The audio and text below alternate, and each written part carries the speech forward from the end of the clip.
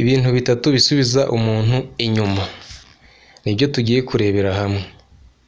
Mbere na mbere ndabanza mbifurize umwaka mushya muhire w'ibihumbi 2025. Iyi video nyifashe tariki 17 z'ukwa 12 2024. So rero mwese mbifurije umwaka mushya w'ibihumbi 2025. Ibyo wakoze neza bravo, kandi ibyo wakoze nabyo ntibicemo. Ndizera yuko muri uyu mwaka tugiye gutangira uzabikora. Rero mu gihe tugiye gutangira ni video ngiye kubabwira ibintu bitatu bisubiza umuntu inyuma. Nyuma y'iyi video ndaza kubabwira ibintu bibiri bisenyuka ntibisubirane. Uko byaba bimeze kose, ibintu bibiri bisenyuka ntibisubirane. Ndagira ngo iyi video uyirebe uyigeze ku musozo kugira ngo ibyo bintu bibiri ubanze ubimenye cyangwa se ubyirinde. Ibi bintu ngiye kubwira rero ni iby'ingenzi.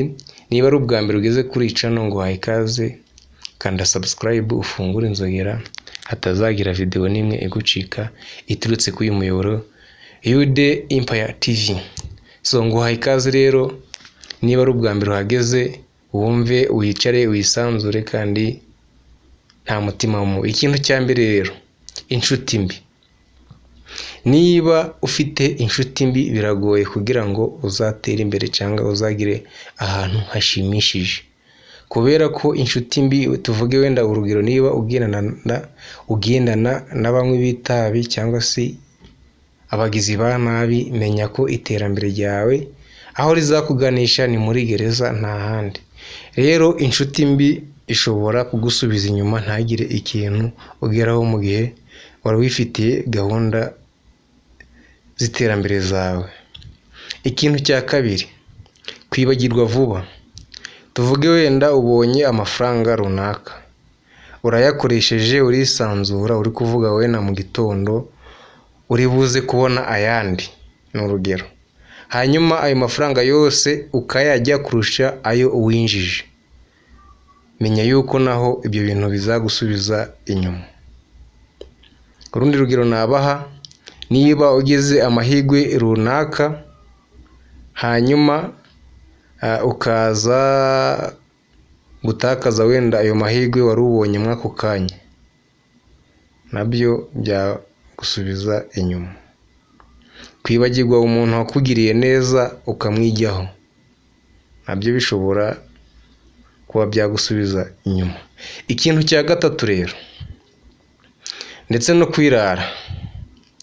kwirara, kumva yuko wagezeyo, tuvuge wenda ubonye wenda nk'ibihumbi 500, aho uticaye ngo ukore business yawe runaka, ahubwo urimo urayajya kandi uzi yuko utashoboye wenda muri business runaka, menya yuko nabyo bishobora kugusubiza inyuma. Tubonye ibintu bitatu.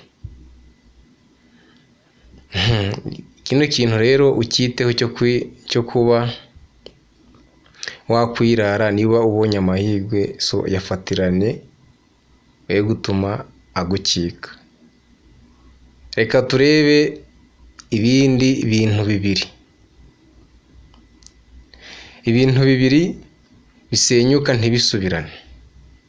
Guys, ibi bintu bibiri ugomba kubyitaho ukabiha n'agaciro, kubera ko iyo ubibuze cyangwa se ubikoze, ingaruka zikugeraho ari nyinshi. Ubwo rero ndagira ngo weho ugeze kuri uyu munota tukiri kumwe, congratulations. Rero ngiye kubabwira ibintu bibiri bisenyuka ntibisubiranye. Se uratekereza niki?